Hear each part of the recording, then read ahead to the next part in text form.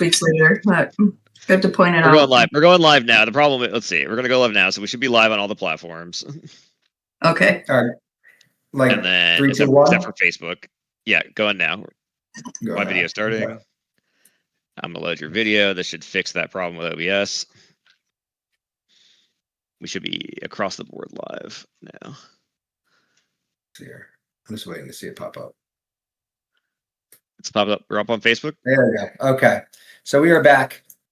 Sorry about that. And we will bring you up to date on some of the things going on.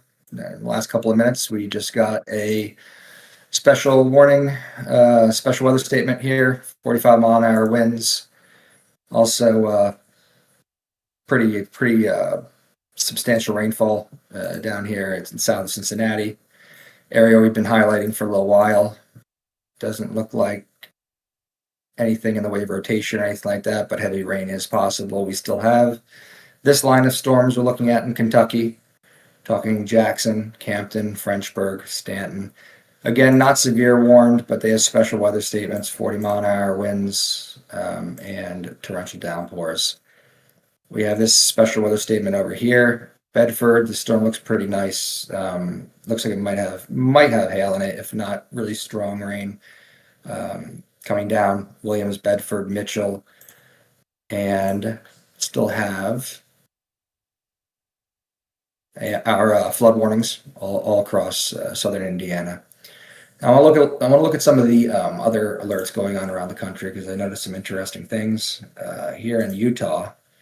We have a severe thunderstorm with a tornado possible tag, and it looks like a lot of hail. 70-mile-an-hour observed winds with a considerable damage tag. 1 second. Let me just do something here. There we go. So 69-mile-an-hour wind gust was reported. There's also large hail and the possibility of a tornado here in Utah. That is one heck of a DBZ. I have the And this is for Dugway, Skull Valley, Kalayo in Utah.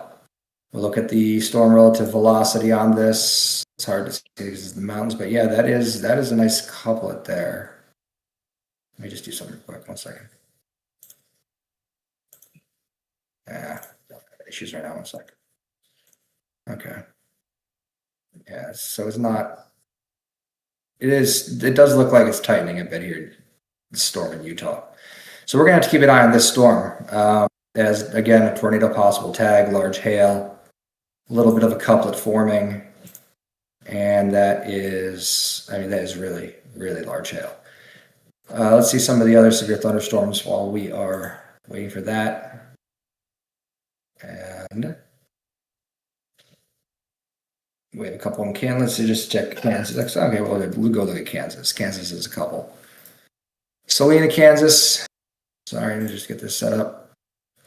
Looks like severe thunderstorm warning, 60-mile-an-hour winds, small hail. And it looks like it's headed, again, Salina, Kip, Niles, New Cambria.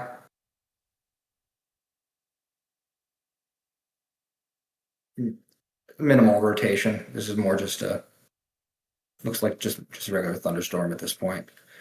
A couple of storms are popping up in Kansas. We go down to Hutchinson, and we can take a look at that. It looks like it's 60-mile-an-hour winds also.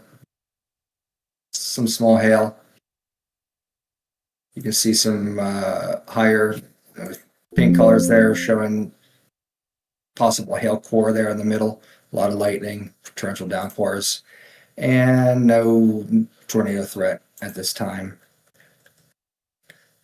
Let's go back over here to.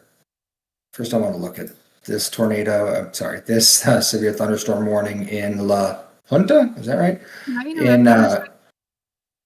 Colorado, and this is for 60-mile-an-hour winds and 1 1/4 inch hail. So that's some pretty good hail right there. You don't want to be hit with 60-mile-an-hour 1 inch hail. Let's take a look at the velocities. And again, this is more of a severe thunderstorm with large hail. No tornado issue at this time, but you never know what's going to happen here in Colorado, especially with all the mountains and the different mesoscale sectors. You have another severe thunderstorm just popped up north of Limon. This looks like a hailer. And you can see these pink areas are showing possibility of large hail. Let's see what they're saying. And they're saying 1.5 inch hail, 60 mile an hour winds for,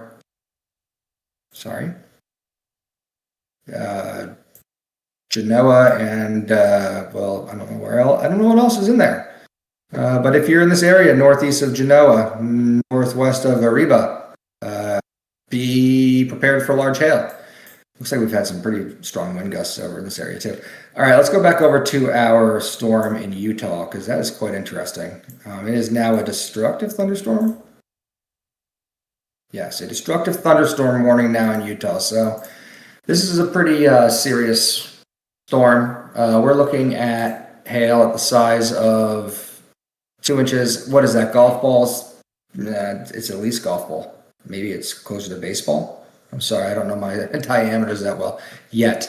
But this is a destructive 80 mile an hour observed winds, 2 inch hail. This is a dangerous situation. And I would say that people that are in this area, Dugway, Skull Valley, and going towards Grantsville, Rush Valley, they need to really take this situation seriously. We don't mess around with 80 mile an hour baseballs. And it's best to get indoors if you are in this polygon. Again, let's see some of the towns. Dugway Proving Ground to Dugway English Village. This is for southeastern Toole County, and expect considerable damage to roofs, windows, vehicles, extensive tree damage, power outages likely. All right, here you go. Dugway English Village, Dugway Proving Ground, Test Range, and Skull Valley. So again, it still has a tornado possible tag on it as well. This is actually one of our more impressive storms, and destructive thunderstorm warning here in Utah. That is a lot of hail. This purple showing up is 75 to 76. That is, it's a monstrous hailstorm, and with 80 mile an hour winds is going to cause a lot of damage and could be life threatening. It is really essential that people in Dugway and Skull Valley in Utah get inside, get indoors, get away from windows, and just don't be outside. Don't even be in the car. You don't even want to be in a car right now if you don't have to. Let's take a look at some of the other things that are going on. We're going to come back to that. So our severe thunderstorms, and I always want to take a look at some of the ones that are going on. Let's go down to Georgia real quick. Georgia was having some severe storms for a bit, and there are still some severe storms. We have this one, Cuthberg, Dawson, Coleman, here in Georgia, 60 mile an hour winds, small hail, penny-size hail. We have severe thunderstorms down here near Jackson, going towards Jacksonville, Florida. This is probably all sea breeze induced. Usually means the storm isn't lasting that long, but it could be intense for a short period, for a period of time. This one has 60 mile an hour winds, radar indicated, and a lot of lightning with that storm. I need to go back. That's some outflow boundaries on that one too. Yeah, you're right. Yep. Let's take a look at that. Look at these boundaries all come together. That is wild. They're essentially kind of doing the same thing that the storms are doing up in the Kentuckiana area too. Yep. I'll go look at that in 1 second, but I need to just here's our outflow boundaries. You have this boundary here. You got this boundary here, and watch these two come together and watch the storms form as they come together. Boom. So it's just going to, I would expect a couple more severe thunderstorms in that area. And a lot of rain, a lot of lightning. You're saying that in Kentucky it was doing the same thing? Well, we were talking earlier about Kentuckiana, about up there in that area that we were talking about. Oh, right. Cincinnati, where the storms were really just kind of starting to congeal. If you back up the radar, where we were talking about how the cells were congealing, essentially doing just about the same thing. Yep. And and you said, Kev, that down here in this area, southeast of Lexington, there's some terrain there too? Yeah, so I spent some time. I lived in Kentucky for 5.5 years. I lived in Richmond, which you see right there in the center of the screen, just south of Lexington. But yeah, when you get past Irvine into that Jackson, Moorhead, Hazard area, you're getting into the western foothills of the Appalachian Mountains. And so you have some terrain effects that are going to happen with those storms as they move over that area. Yeah. I wanted to just take a look at something real quick.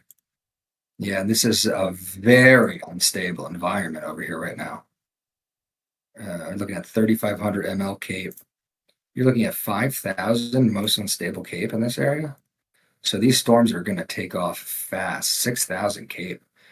So that's a lot of fuel, and it doesn't take much for one last thing I wanted to check while I'm on this. Your precipitable water values are over 2. I mean, these are going to be drenchers. Anything is going to any little mesoscale or microscale, bump is going to cause these storms to take off, and you're seeing it right there. Here you go. They strengthen quick. That's all within the last 45 minutes. So we'll watch that. I want to go back to our destructive thunderstorm. And now we have a mesoscale discussion for the Salt Lake City area. 20% chance of a severe thunderstorm watch, but it says isolated severe gusts possible.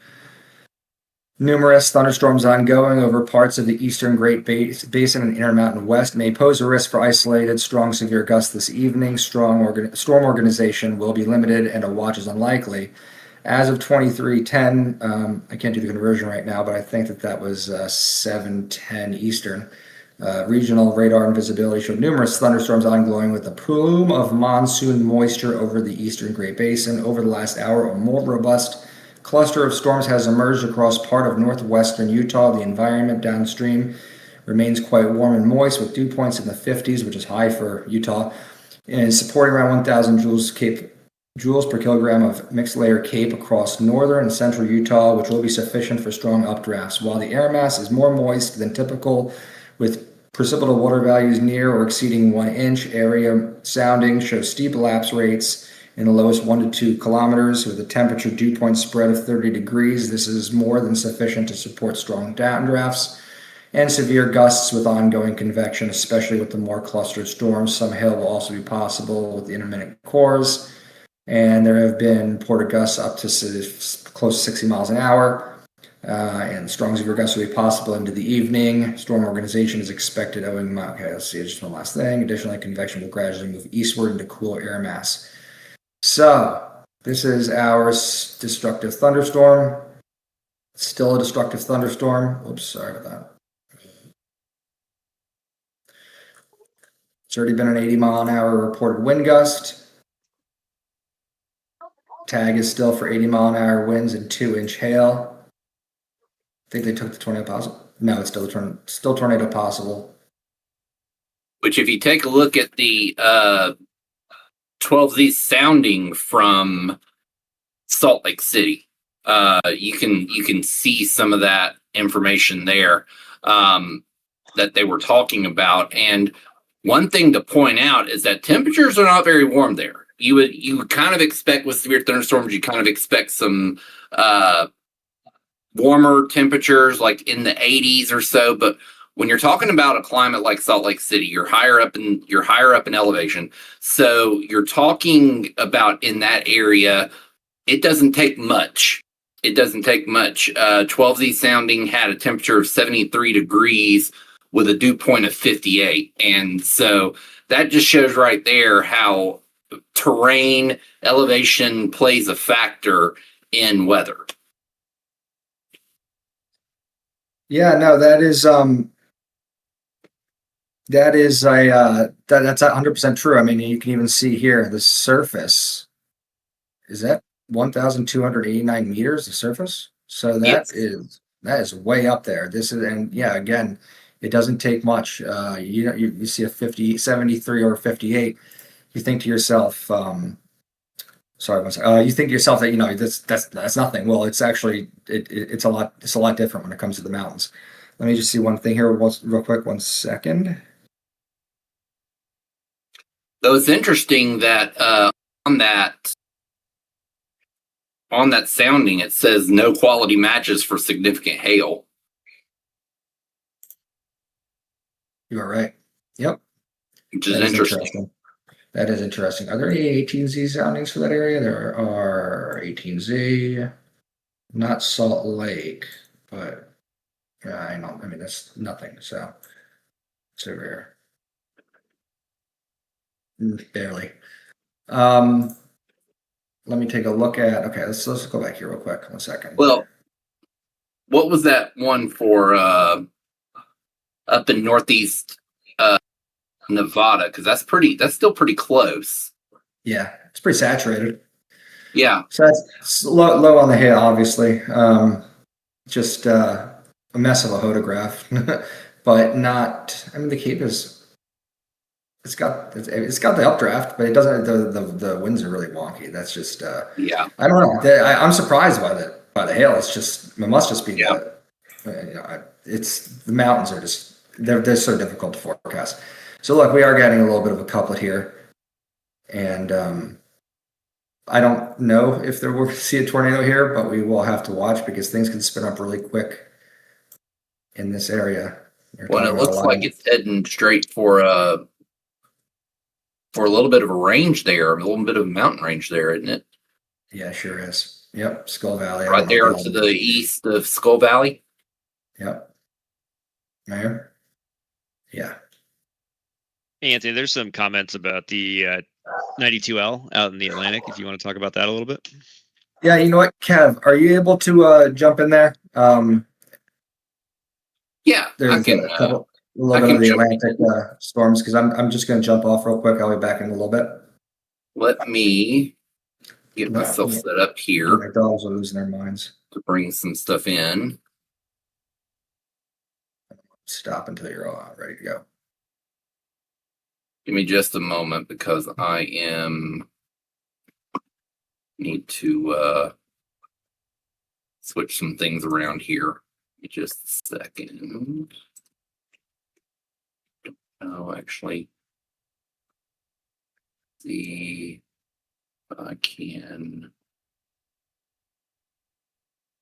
turn off my camera for just a second. Mhm. Here.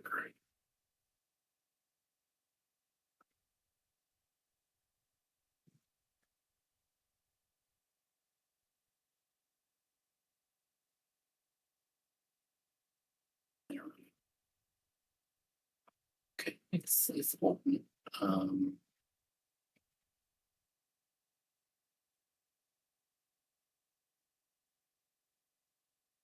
We got our line of storms over in Kentucky, South Cincinnati. Kev is going to cover a little bit of the tropical Atlantic in a second.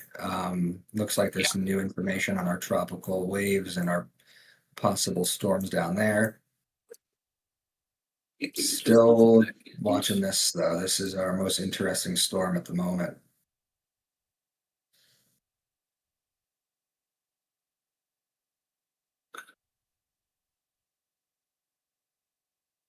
Whoops, I hit the wrong button. There we go. Yeah. Minor rotation. It's also hard to tell the rotation in these mountain regions. Right when I clicked it.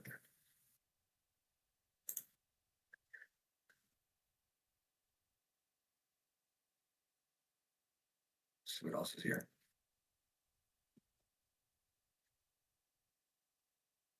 Sorry, give me a second here. It's having a little bit of technological issues, so give me just a second. All right, I'll keep going with the storms in the west. So yeah, multiple gusts here, 62 mile an hour, 67 miles an hour, and then 59 miles an hour. So this is quite a storm. Probably has quite a downdraft on it. going towards Salt Lake too. It looks like it is going kind of to the east towards Salt Lake City, so east northeast. So we'll definitely be watching that. Take a look over in the Denver area. We have had a few 70-mile-an-hour gusts, 67. This looks like quite a hailstorm too. This is a considerable damage threat, 60-mile-an-hour wind, 1 3/4 inch hail. People and animals will be injured. Expect hail damage to roofs, siding, windows, and vehicles. Expect wind damage to roof, siding, and trees. Anyone outdoors should move to an indoor, well-built structure. Stay away from windows. This is 60-mile-an-hour, basically 2-inch hail with this storm. So this looks like it's been strengthening a bit.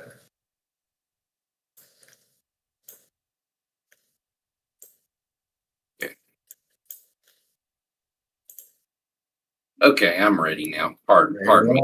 Sorry about that. Let's see. I'm going to cut out right now, and I'll be back in a little bit. Let me just figure out how to end this stream real fast. Okay. All right. Okay.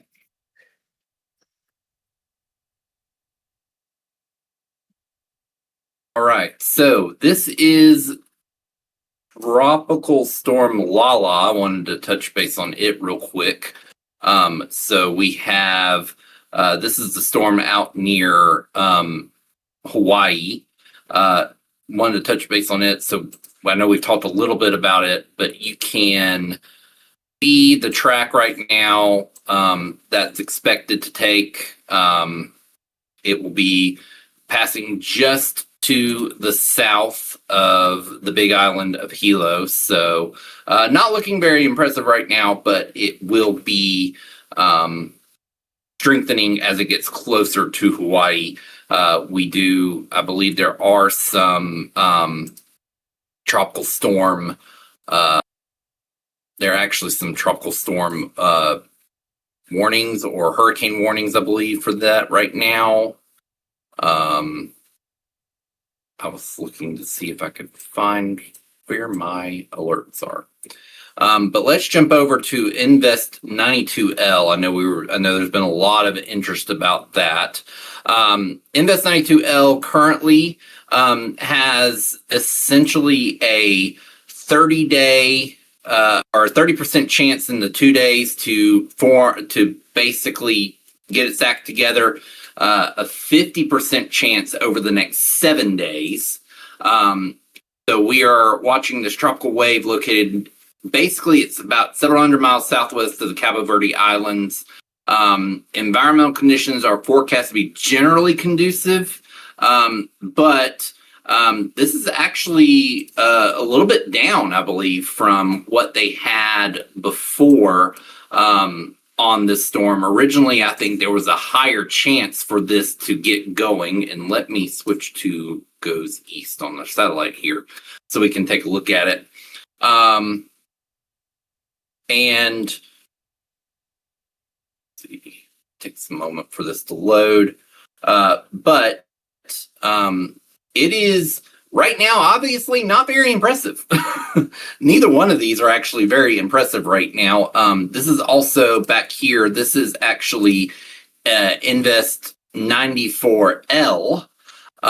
So it has the same, actually, I'm sorry. So that was Invest 94L that we talked about that has a 30% chance in the 2 day, a 50% chance in the 7 day. It is actually 92L has about a 60% chance in both the 2 day and the 7 day. This one is about 1,000 miles east of the Lesser Antilles.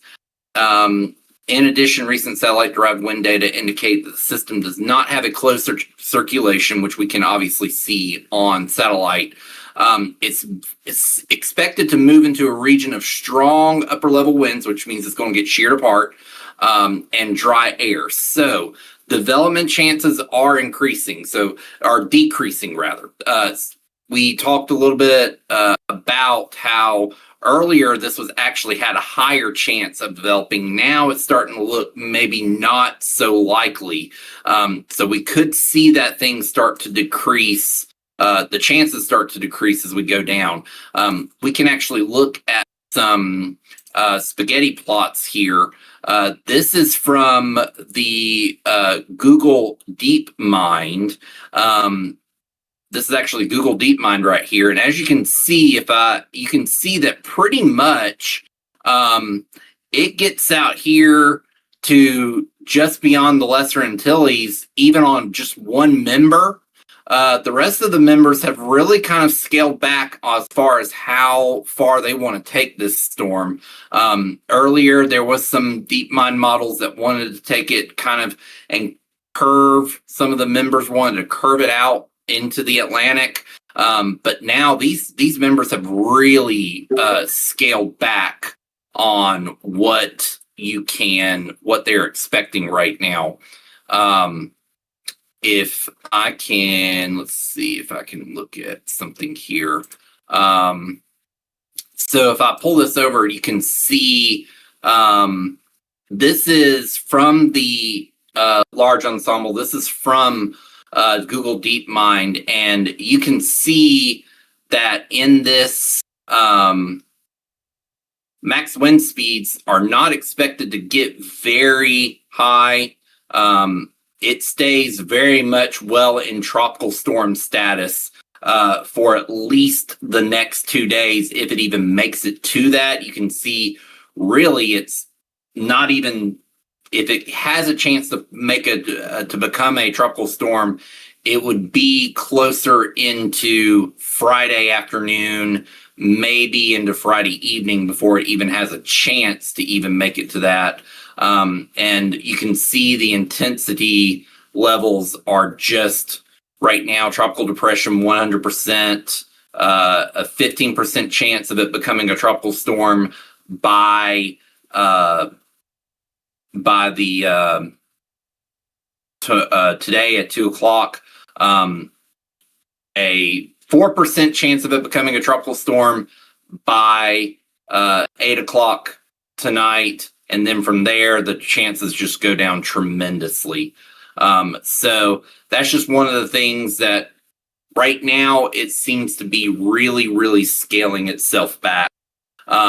In fact, honestly, if you look at the satellite, this one might be looking maybe a little more impressive than this one, but even still, it's going to run into that deep shear that we have seen will just tear these things apart. There is another tropical wave that may bear watching coming off of the coast. Will be interesting to see what happens with this one that's coming off the African coast now. And it looks like there could very well be one behind it. We're stripped out here because that's as far as the satellite disk goes. But as you can see, right now, it's not looking like it's going to be too much to be concerned with right now. All right, let's jump back over to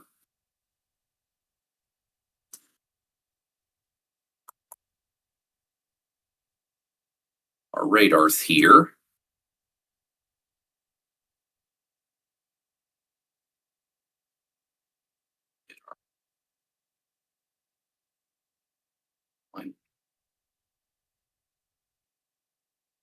Let me turn on our alerts here so we can see those as well. You can see what alerts that we have.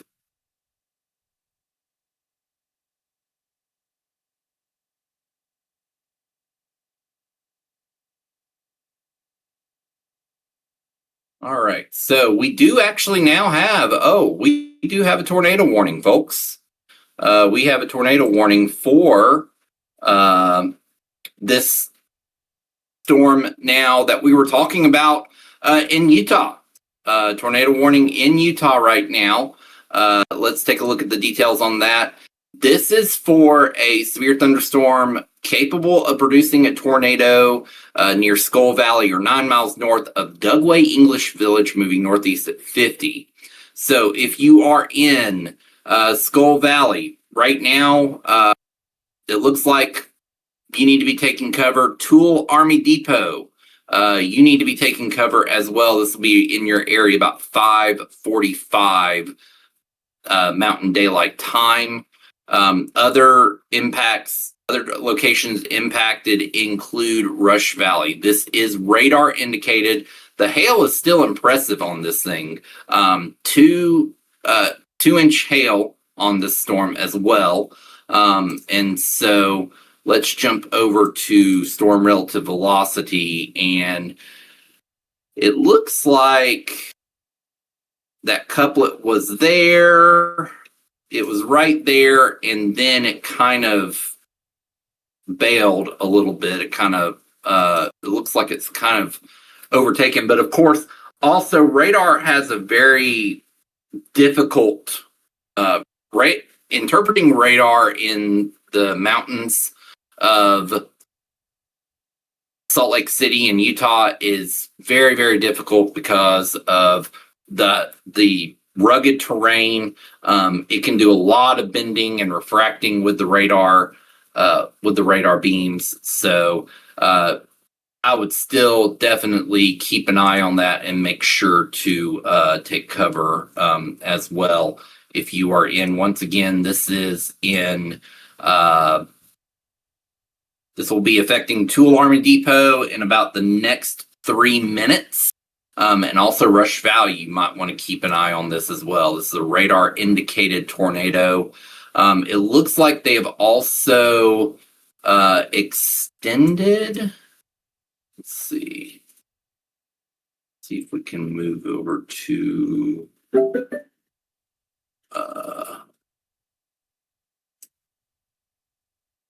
so it looks like we now have a extension of the severe thunderstorm warning that's around this storm. They have added a TOR possible tag to this. This is still a considerable severe thunderstorm warning. This is again for max hail at up to 2 inches, winds up to 70 miles an hour. So if you are in Tool, Grantsville, Dugway English Village, Stansbury Park, Ophir, Tool Army Depot, Skull Valley, Tool Army Depot South, Stockton, Rush Valley, Erda, Faust, and Lake Point, you might want to basically take cover. This also includes Interstate 80 in Utah between mile markers 90 and 99. So if you are on, or if anyone you know is on Interstate 80 in Utah right now between mile markers 90 and 99, I would say take caution as you're driving. If you haven't made it to those mile markers yet, then essentially stop if you can, maybe take a break. If you are going to be traveling through those 9 miles there on Interstate 80, the worst thing that you can do with your vehicle is park underneath an overpass. Please do not do that because that can get very, very crazy with so many people trying to park underneath an overpass, and especially if a tornado were to come about, that becomes just a big old wind tunnel. So definitely I would not recommend parking under a bridge. Just if you can, stay away from that area on Interstate 80 between mile marker 90 and 99. Some pretty impressive velocity with this storm. Let me see if I can.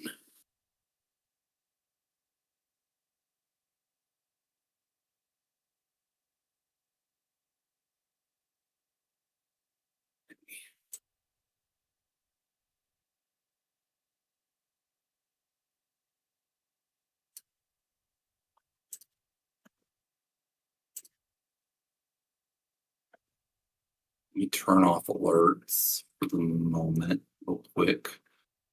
So you can see that the beam height is about 4,600 feet above ground level. But you can see we've got some velocities there of about 50 miles an hour.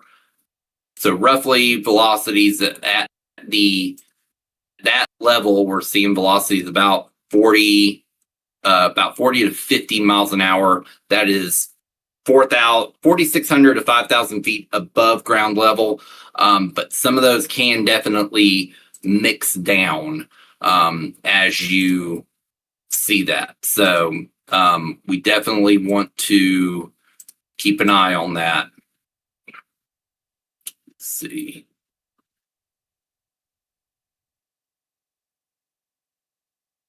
Over here, reflectivity.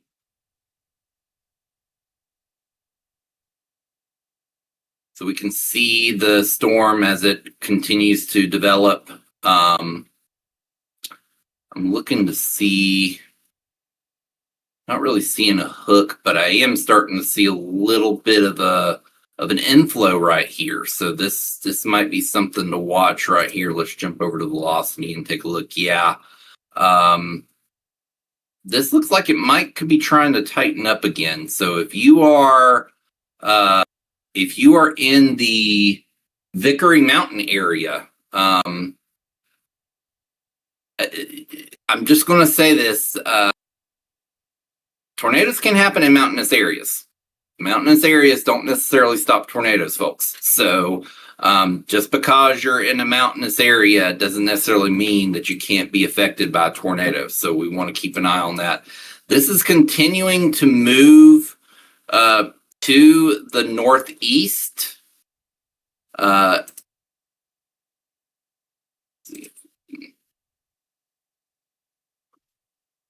So this is continuing to move to the northeast. And I believe that we said this was moving at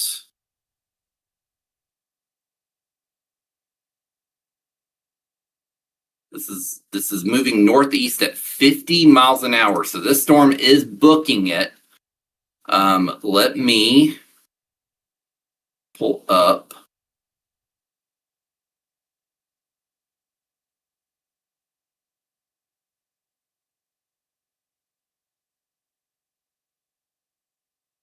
our storm track here.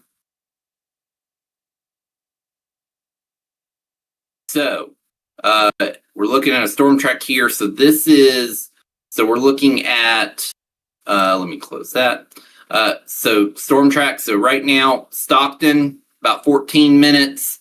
Toole, 21 minutes. Copperton, 35 minutes. West Jordan, 46 minutes. West Valley City, it'll be in your area in about 47 minutes. So basically, if you're in southern Salt Lake, probably south of downtown Salt Lake City, you definitely need to be prepared for this storm coming your way. So we are going to continue to keep an eye on that storm. So let me turn those off here.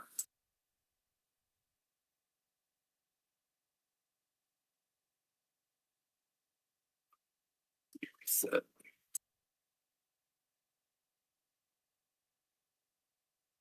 Well, okay. I'll fix that in a minute. Let's get back to our reflectivity here. Let's take a look at what we've got elsewhere in the country right now.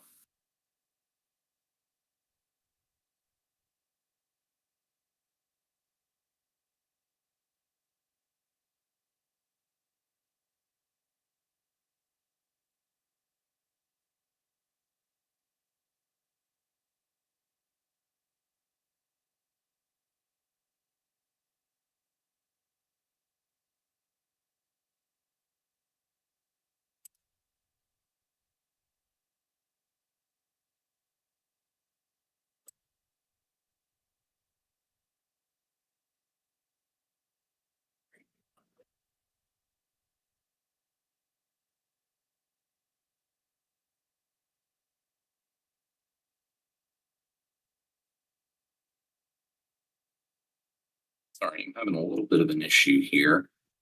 There we go. Okay. So we are continuing to watch these storms here in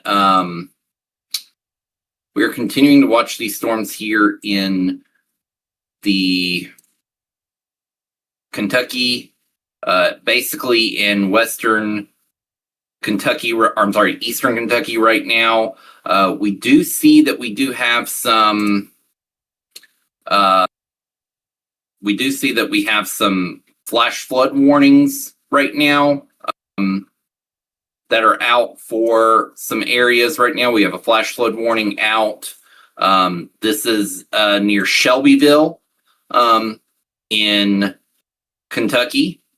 So this is just to the east of Louisville. So flash flood warnings. So these were from the storms earlier that have passed through. So there's that flash flood warning still goes for about another 45 minutes to an hour. We also have this flash flood warning here. This is for the Williamstown area, so right along I-75 as you're heading up into between Lexington and Cincinnati. So there's been possibly some flash flooding issues there with these storms. We have a current flash flood warning. This goes until 9:30 p.m. tonight. This is for Estill County, Powell County, Breathitt County, Lee County, and Wolfe County in Kentucky. And so this was issued just about 10 minutes ago. And there's just a lot of water between 3/4 of an inch to 1 3/4 inches of rain have fallen in this area, and an additional rainfall amounts of up to 1 inch are possible in this area. And again, this is the foothills of the Appalachians. So you're talking about some runoff that can come off of the foothills, off the mountains there, especially with roads that are going around those curvy areas of the mountains and of the foothills. So you can definitely see some of those. You can definitely see some of those kind of flood out. Especially as that amount of water comes running down the sides of the foothills. So definitely, if you're driving in that area, definitely be careful. We can see that we've got several kind of storms that are just, all these just kind of ended up congealing, if you will, into really just kind of have become one big line. Essentially of some very heavy rainfall from essentially Falmouth, Kentucky, all the way through Flemingsburg, Moorhead, West Liberty, Prestonsburg, all the way down to Wheelwright. So just a lot of heavy rain in that area. Jump back to our merged reflectivity.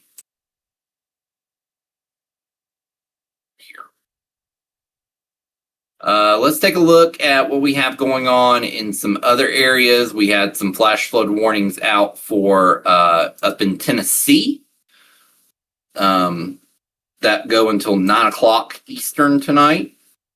They've had some pretty significant storms roll through that area just to between Morristown, Tennessee and Asheville, North Carolina. We've got some special weather statements happening with those storms that rolled through that area. Again, you're talking mountainous terrain up here as well. So that's probably a reason for those flash flood warnings.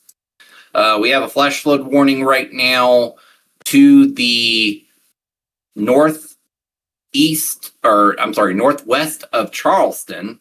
I get a little dyslexic with my directions sometimes, forgive me.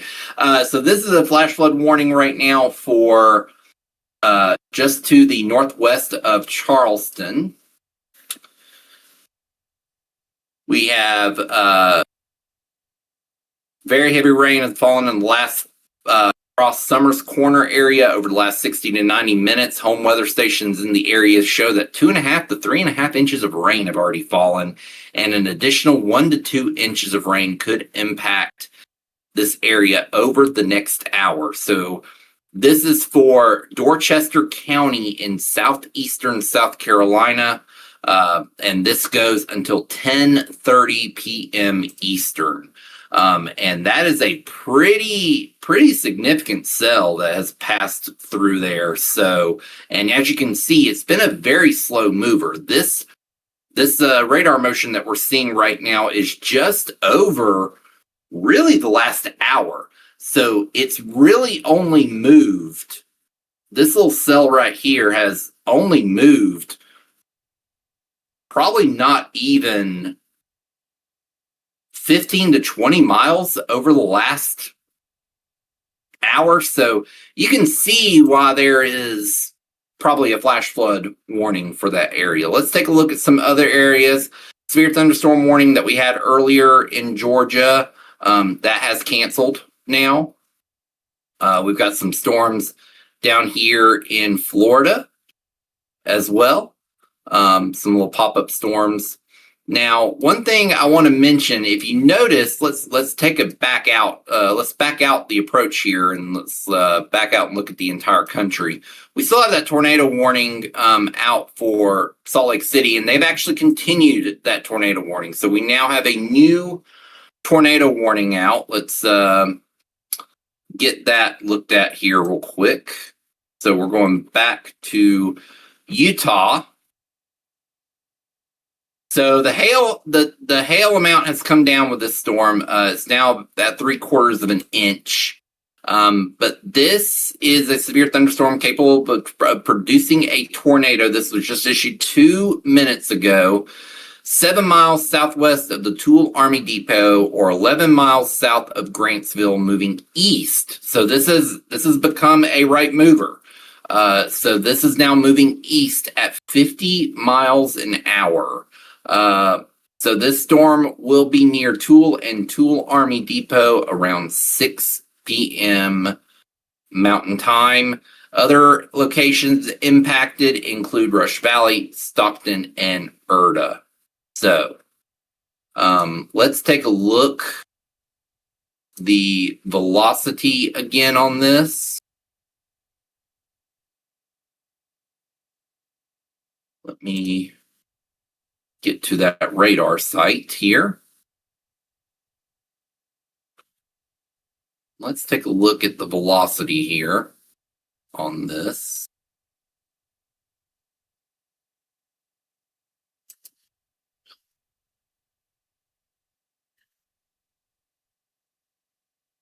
Oh, I'm still in.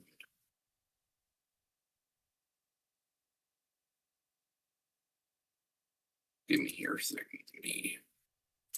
Here we go. Okay.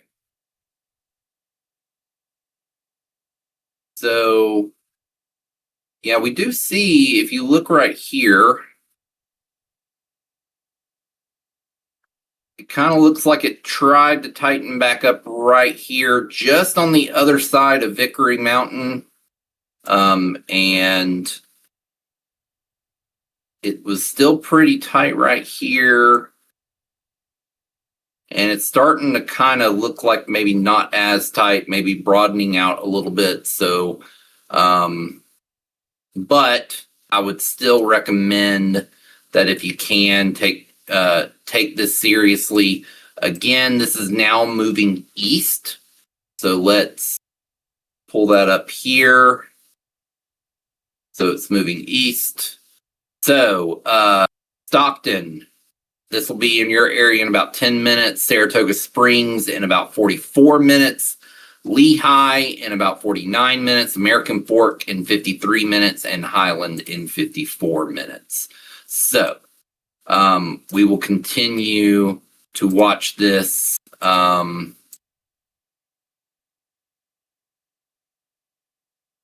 we go. All right. Working with some new software and sometimes just trying to figure that out always is fun.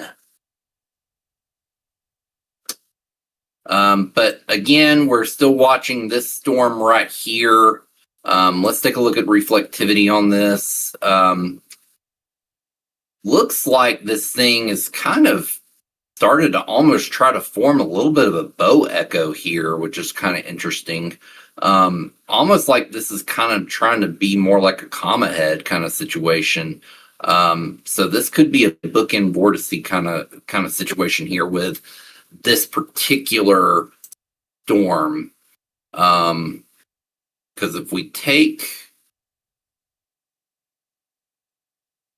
relativity and velocity side by side, so this is our area right here. This is the area we're watching right now for possibly a tornado. This is again radar indicated.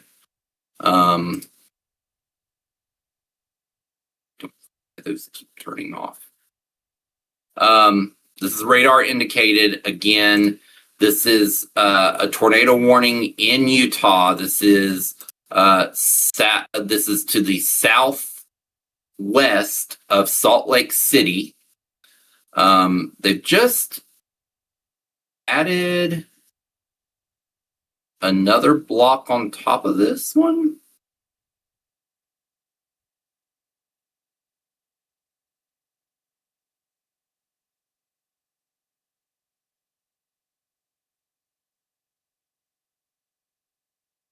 So now they are saying the storm is actually moving to the northeast at 50 miles an hour, and that they're now expecting 2-inch hail. So the hail has gone back up to 2 inches. And this is in rural areas of east central Toole County, including the following locations: Rush Valley. So if you're around the Toole Army Depot near Toole, moving northeast at 50 miles an hour, if you're in the Toole area, I would definitely take cover right now. Even if there's not a tornado, although velocity is starting to tighten up again, it looks like right here. So just to the north of Rush Valley, South Rim, Hoganville, the Steptoe Historical Marker, Stockton, you need to be taking cover right now, because this looks like it's trying to possibly wrap up and form trying to recycle again. So definitely want to take cover if you are in those areas.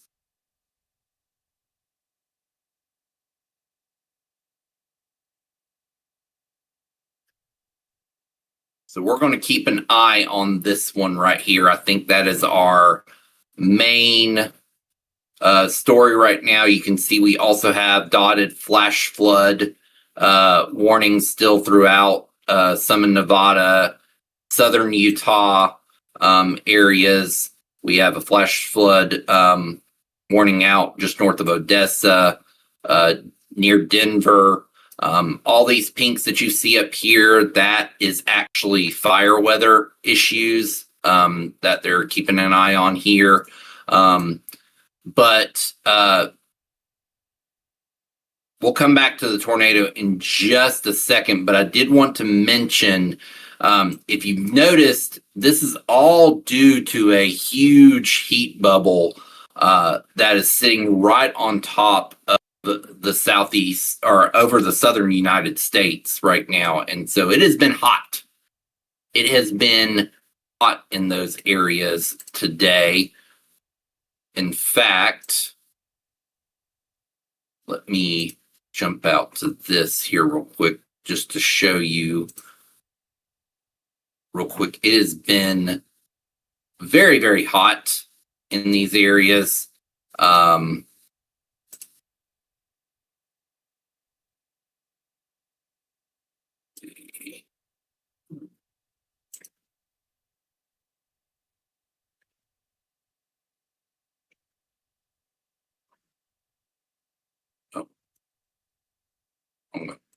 Sorry.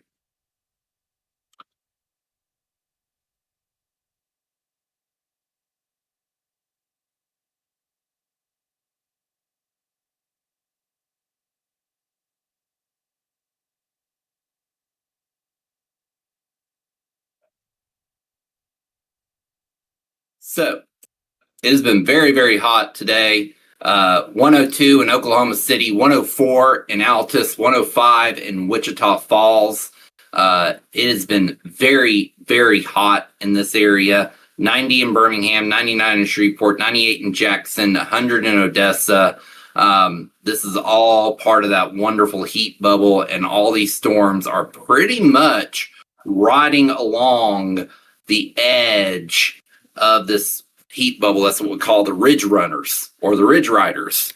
And that's what we're seeing that's what we're seeing happen in Cincinnati, in the Cincinnati, Western Kentucky area. That's what we're seeing down in Southeast Georgia into Florida. And even some of that effect is what we're seeing in the Salt Lake City area. So we're going to jump back to that. I believe Anthony is back. Anthony, did you want to take back over? Sure. Let me play around with this a little bit. 1 second.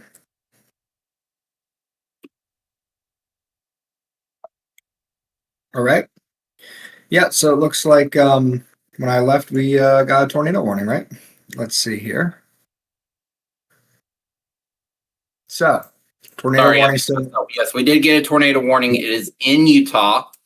Yep. So just to the southeast of, or southwest, I'm sorry, again, dyslexic with my directions here, southwest of Salt Lake City. Yep. So it looks like it's moving east at 50 miles an hour. It looks like the tornado warning is until 6:30 Mountain Time. This is a radar indicated tornado warning. There does not appear that anybody has confirmed a tornado as of now. However, we should be in our shelters if we are in Toole, Stockton, Ophir, and Rush Valley. It also looks like they just extended a severe thunderstorm warning with a considerable damage tag. This is going to include Salt Lake City. It's also going to include Lake Point, Eagle Mountain, Lehigh, the whole Salt Lake City metro area. And the information, let's just take a look. We're looking at thunderstorms capable of 70-mile-an-hour winds and quarter-size hail. Looks like Salt Lake City, West Valley City, Provo, Sandy, Murray, Toole, Grantsville, West Jordan, Orem, Taylorsville, South Jordan, Lehigh, Lehi, whatever, Draper, Riverton, Pleasant Grove, Cottonwood Heights, Midvale, Holiday, American Fork, and South Salt Lake. So that's a severe thunderstorm warning with a considerable tag. That can cause a lot of damage, especially in a metro area, and this looks like it's going into that area. Looks almost like a meso low on the end of it. You look at this radar presentation, you can see the kind of spin where the tornado warning is. It also looks, I heard Kev say, and I agree, looks like there's a bit of a bow echo here, possibly forming on the back end of it, and that may be also giving us our winds of 70 plus miles per hour. It looks like maybe an rear inflow jet right there. When you see that kind of presentation, you usually have your strongest winds right in this area on the in the front of it. So we'll have to keep an eye on that. They extend this tornado warning? No, it's still active till 6:30 Mountain Time. Tornado warning. It's still radar indicated. Let's take a look at the velocity. A little difficult to tell the presentation this high up, but if we have a tornado, it probably, or the rotation would be likely in this area right here. That's where I'm seeing it. So severe thunderstorm warning with a considerable tag for Salt Lake City, as well as a tornado warning still in effect for Toole, Rush Valley, Stockton, and Ophir. Let's see what else is out there. Considerable. We have some considerable damage tags on some other severe thunderstorm warnings. We'll come back to Salt Lake City in a second. I just want to look at some of these others. So this looks like it is in Kansas, another severe thunderstorm in Kansas with a considerable tag on it. That's for 70-mile-an-hour observed winds, and it looks like it may have a tiny hail core, but it is definitely a strong storm. So Great Bend, Pawnee Rock, it's going towards Hoisington, Ellenwood. That's a severe thunderstorm with a considerable tag. Our Selena storm is still going. It all has a 60-mile-an-hour radar indicated wind, a severe thunderstorm. We've had 70-mile-an-hour winds in Salina, 60-mile-an-hour wind gusts in the middle of town. And let's just take a look. Not much in the way of hail, but plenty of wind gusts there. You can see this outflow boundary here coming off of these storms right there. And that might continue to propagate storms to form as you're going towards Harrington and Manhattan. So I would say that this is probably going to turn into a little bit of a storm cluster here. You got a couple back there too. Colorado, we have a severe thunderstorm with a considerable damage tag again here in Las Almas, Hasty, Haswell, west of Lamar. And this looks like it is a wind bag, 70-mile-an-hour winds. And we are looking at, let's see here, there's also a chance of flash flooding. Do not drive your vehicle through flooded roads. 70-mile-an-hour winds, nickel-size hail. So you should be inside if you are in Hasty, Las Animas, McClave, going towards Eads. Let's check the velocities. I don't see much there. I don't think that there's going to be tornadic issue there, but again, this is Colorado and things pop up quick. Another severe thunderstorm with a considerable tag, and this one has a tornado possible tag on it, so we'll take a look at this. This is going it's west of Cope. I don't know what town, so let's take a look.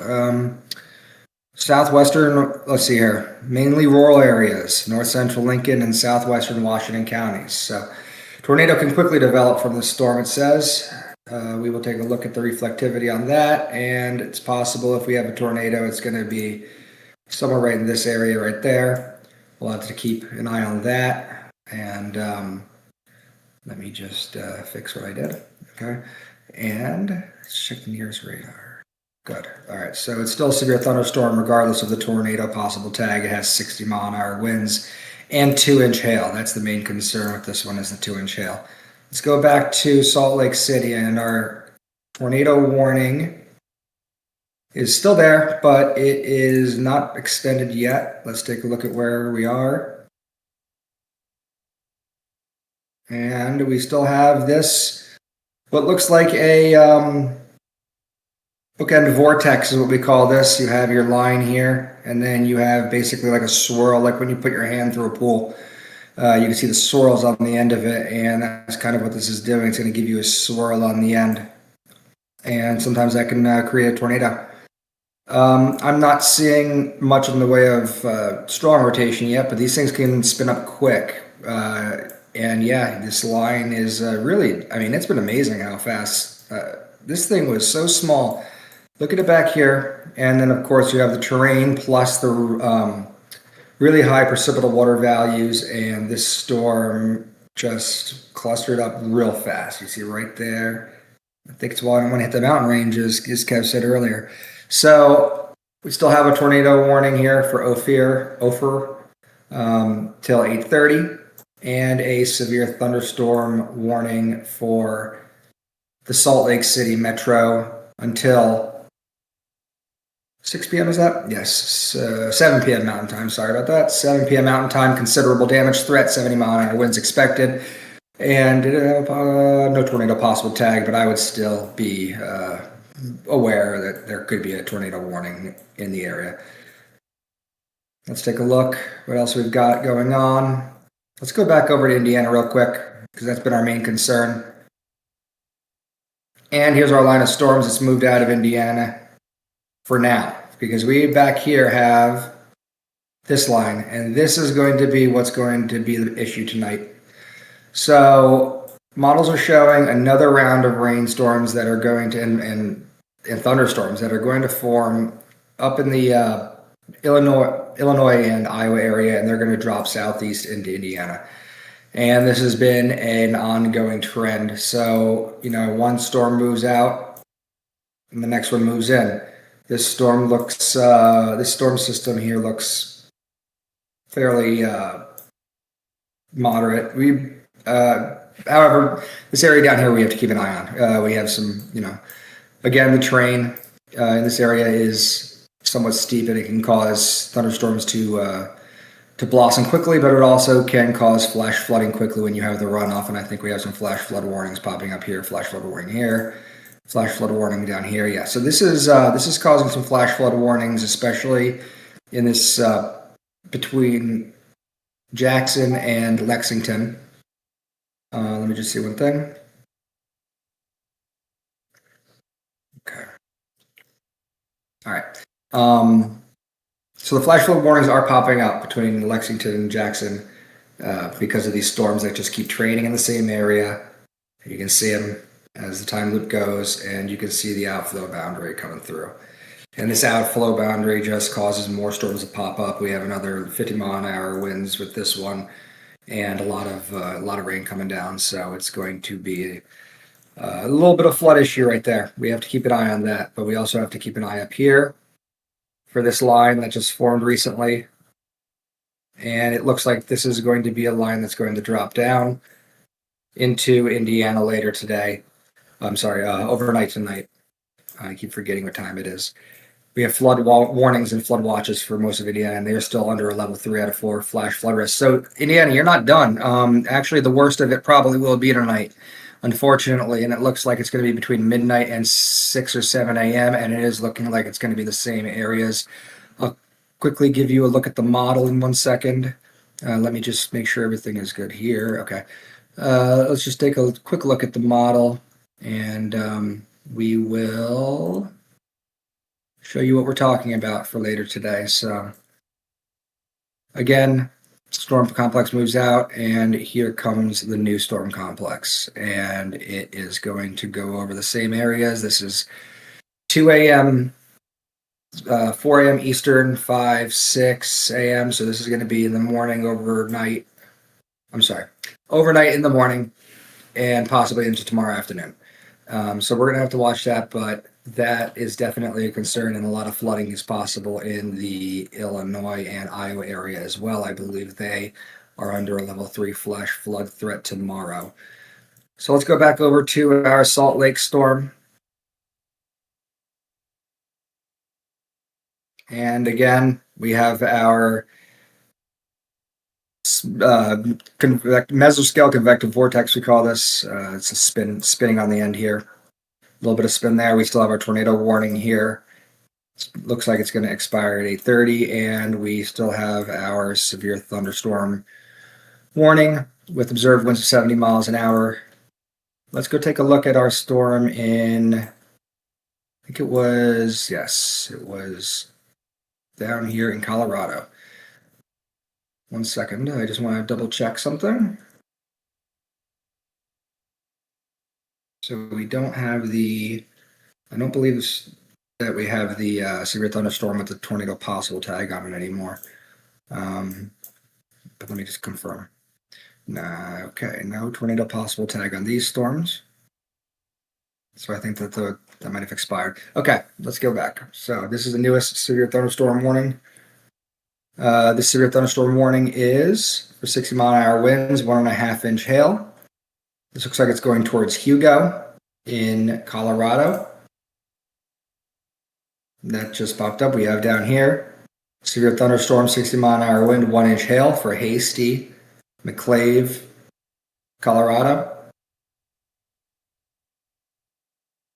I'm not seeing any couplet there yet, so we'll have to keep an eye on that. And we have a couple severe thunderstorms in Kansas. Is this Kansas here? Is this? Yes. Just getting my bearings. So we have, this again, this is what we were talking about before with this, with these outflow boundaries that are forming, and they're creating these thunderstorms. So we have a new thunderstorm, severe thunderstorm warning for 60-mile-an-hour winds, 1-inch hail for, let's see, what towns? 11 miles northeast of Hoisington. So let's see here. Location impacted Wilson, Kansas. So this is for 60-mile-an-hour winds, 1-inch hail. You can see the hail core there. We have an 80-mile-an-hour wind reported, 77 miles an hour at the airport here in Great Bend. They have a severe thunderstorm warning there with a considerable tag for the 70-mile-an-hour winds. So there could be damage here. I would be inside if I were in Great Bend, Ellenwood, or Hoisington, because these storms, this storm has been producing some very strong winds and does not look like it's weakening right now. You can see right here in the reflectivity, it's pretty strong still. And the velocity shows, it's still a decent storm. So let us, 1 second. Okay. Another severe thunderstorm warning up here. This is for Lincoln, Vesper, Beverly. Let's use the radar site. There we go. Yeah, no, everything's just clustering up here. If you just look at the last couple of scans, I mean, it's just quick. Everything started popping up and getting strong. This is what happens when you have all that instability. Every little outflow can pop a storm and create a severe thunderstorm. So we have a line of severe thunderstorms here. This one's 60-mile-an-hour winds. This one, 60-mile-an-hour winds, 1-inch hail. And this is our considerable threat with 70-mile-an-hour observed winds, actually closer to 80 miles an hour. And I'm thinking maybe a severe thunderstorm is coming for Abilene, but we'll keep an eye on that. Let's go back over to Utah. And our tornado warning is still in effect for 8 more minutes. Looks like it's going to expire. And our severe thunderstorm warning is going to continue until 9 p.m. my time, which is 7 p.m. Mountain time. Right? Is that the right time? Let me get my times right. I can't believe I can't convert right now. 7 p.m. Mountain time. Thank you, Anthony. So there's our line of storms here. Let's take a look at the spin. And nothing there, really. Maybe a tiny bit there where the tornado warning is. It's probably why the warning is in effect.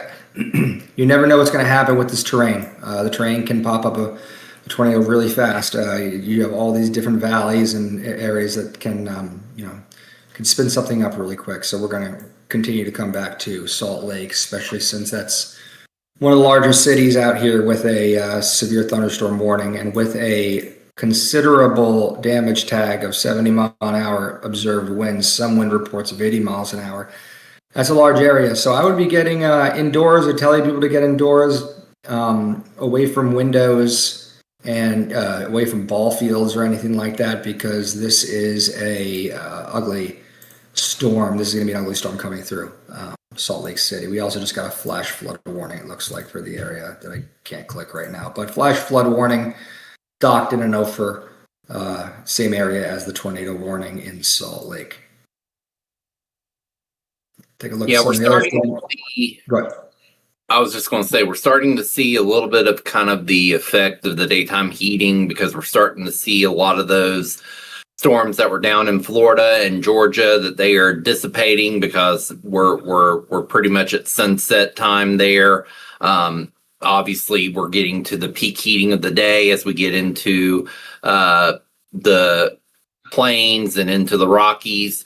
So obviously, we're starting to see more of those updrafts, more of those storms popping up in that area. But we're starting to see that effect happen as you go from east to west across the country. Yep, let's do a little scan right there. Look, we go east, and we only have that one severe thunderstorm warning down there by Jacksonville. You don't see much on this side, and then you get over to Kansas, you get your yellow polygons. You get to Colorado, yellow polygons. We have one here in Amarillo. Let's take a look at this. 60 mile an hour winds. There was a wind gust of 70 miles an hour. So this is quite a storm. Let's just take a look at it, if it ever works. And here it is. A lot of lightning. It does look like a hailer too. It says 3/4 of an inch hail. So yeah, let's keep going west. So you go and you have the Kansas storms. You have a couple of pop-ups here in Texas. You have Colorado, and then you keep going Salt Lake. Yeah, then Reno. Reno had a tornado warning near Reno right now. Yeah, let's take a look at this. Reno had its first tornado warning in 6 years today. I read online. Yeah, I didn't realize that. Yeah, so you gotta look. It's getting. We'll see if that tightens. That is definitely velocities going in different directions. Is there a tornado? No tornado possible yet. But severe thunderstorm with winds under 50 miles an hour. But that's radar indicated and 1-inch hail possible. We'll have to keep an eye on that right there. Because yes, they did have a tornado warning today in Reno. And again, we're talking about mountainous terrain. Now you can see the mountains there. and anything can spin right off of any area. We Let's have a keep couple of going. Yep. we have a couple of severe thunderstorm warnings just to the south of Phoenix. Oh, I keep forgetting about Colorado. What am I talking about? Arizona. Thank you very much. Arizona, of course, is getting affected by the monsoons also. And we have a couple severe thunderstorm warnings going right into Phoenix. 60-mile-an-hour winds, 3/4-inch hail. This looks like it will be, it says get to lowest floor of a building for this one. Next to it, 60 miles an hour, 3/4-inch hail, same thing. And these are two severe thunderstorms. Let's just take a look at the velocity. I don't think there's much there. Another thing that's been going on a lot with these, and this happens pretty much every year with the severe thunderstorms in the desert, is the sandstorms, the haboobs. It's been amazing. So you get some of these severe thunderstorms, and they have their outflow, and their outflow pushes up all the sand and creates just a complete, what would you call it, a brownout, a sand out. It's unbelievable watching some of those things. I've never seen anything like it, especially the one that went through Phoenix recently was pretty amazing. So this looks like these two are probably merging into one. Let's just take a look at the last couple of scans real quick. And you can see again, look, you can see the outflow boundary right here. Whoop. Watch it come through. And that's right there. And that can cause your haboob, that can cause your sand, your dust issues. You can get some dust warnings there. Let's get rid of that drawing. All right, so we're going to be watching those severe thunderstorms. Kev, keep keeping me updated on those things that pop up, because this is you're really helpful. Completely forgot about Arizona. Sorry to all the Arizonans out there. Let's take a look what's going on. We have a flash flood warning, considerable flash flood warning north of Las Vegas. This is up in, I don't know. Let's find out. Life-threatening flash flooding. Thunderstorms producing flash flooding. Locations, Coyote Springs, and what does SR stand for, Kev? It's SR 168, mile marker 21. State Road 168. Thank you. I don't have any state roads here in New Jersey. We just have streets. So it says between 1 and 4 inches of rain have already fallen. No additional rainfall is expected, but flash flooding is ongoing. So this is a considerable tag on this flash flood warning. That could be a big deal. Let's see. Here's something we also have to note. Again, I think a lot of people don't think about this, is that because we kind of get sometimes caught up in our own little bubble. Mm-hmm. Terrain makes a difference when you're talking about storms, anything weather really. But when you're talking about storms, when you're talking about flash flooding, terrain makes a huge difference. And we're talking about the desert, and you're talking about mountainous terrain. You're talking about a very non-porous surface in that area as well. So you're going to see a lot more runoff. And so that's why it takes a lot less to have flash flooding in these areas of the country than it does on the other side of the Mississippi. Absolutely. I mean, it's basically not even soil. Soil can suck up the water much easier. Sand, it just runs off of it. It runs off of it like almost like concrete, and then you have the mountains that it just exacerbates everything. So you're talking about areas that get no water. They're getting their monsoons right now, and we have a bunch of considerable flash flood warning here in. Is this this is Utah now? Okay, so it's southwest Utah. A couple considerable flash floods. Burn scars, that's another issue that we didn't talk about. Another thing, yes, for sure, burn scars. So burn scars, if anybody doesn't know, it's an area of a wildfire area, leftover ash and soot and basically just not really soil. And it can just wash it all away. It turns into a big mudslide blob. Again, the mountains. You have a couple considerable flash floods. I guess it's a good thing that it's raining in Utah after all the storms they've been getting, but we don't want thunderstorms.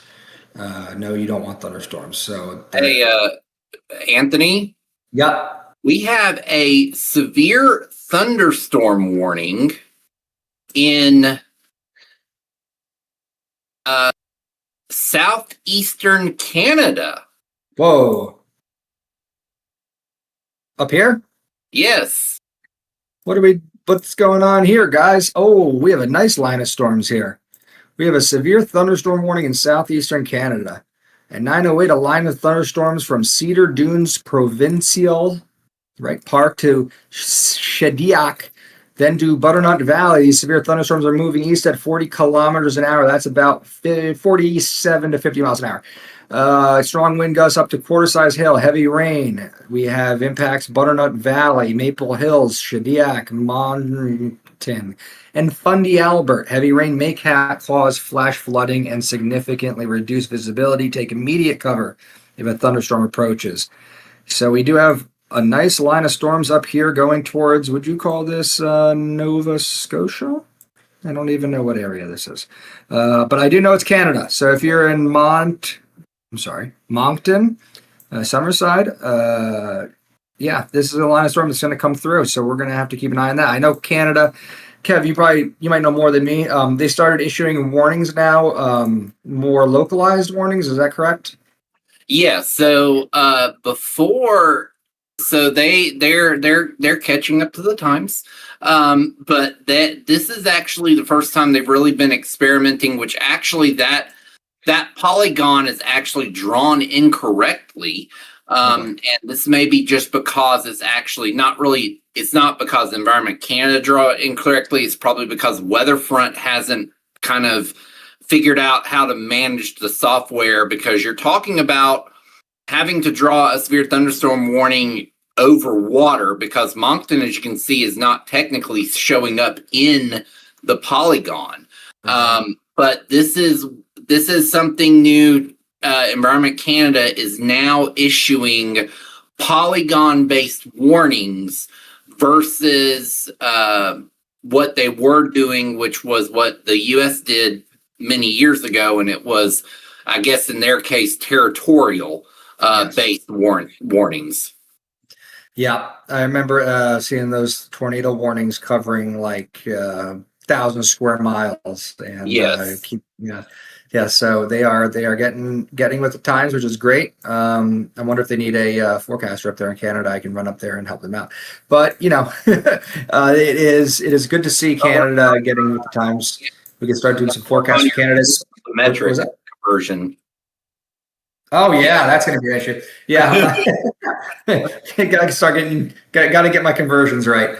Canada has had their freaking good share of tornadoes this year. They've actually had some of the better tornadoes this year, and better, but also worse, better looking, worse, for the people that have been affected. But it is good that they are getting more localized with those tornado warnings, because they have plenty of tornadoes in the summer, especially late summer when the jet stream moves up into Canada. All right, so let's go back over to some of our thunderstorm warnings. We have 60-mile-an-hour winds, so they have downgraded this a bit. The severe thunderstorm going into Salt Lake City is no longer a considerable threat. However, I would still be wary of flash flooding, but also, some strong storms coming through the Salt Lake Metro, a lot of lightning, and we don't like to mess with lightning. I never understood why lightning wasn't considered a severe threat. It always kind of threw me with the how dangerous it can be. I guess it's hard to calculate. What would you do? Lightning strikes per minute. How would you calculate? What a severe thunderstorm lightning basis would be. But I think when they came out with severe weather criteria, was probably likely prior to being able to have the ability to detect lightning. Because I think, if I'm not mistaken, I think lightning is still a derived product. So It's not necessarily, it's not necessarily something that's being detected by the radar. It's more derived from other sources, other algorithms per se. Okay. Yeah, I get that. That makes sense. Yeah. I would just add to the The confusion for some people, right? Of lightning, we're seeing a lot. The algorithm, I guess you could say, is showing a lot of lightning in eastern Kentucky right now. Wayland, Martin, you are Hindman, Pippa Passes, Wheelwright. You've got a lot of electricity in your area right now. Down here? Yep. Yep. There you go. Yep, you got a couple of special weather statements for 40-mile-an-hour winds, but you have a lot of lightning. And look at that. And that is a product of and you can see the outflow boundary forming on the bottom. So these storms are going to, and there's the next pop. You can see the storms just pop up every scan. And I think the reason why lightning can't necessarily be considered probably for severe weather criteria because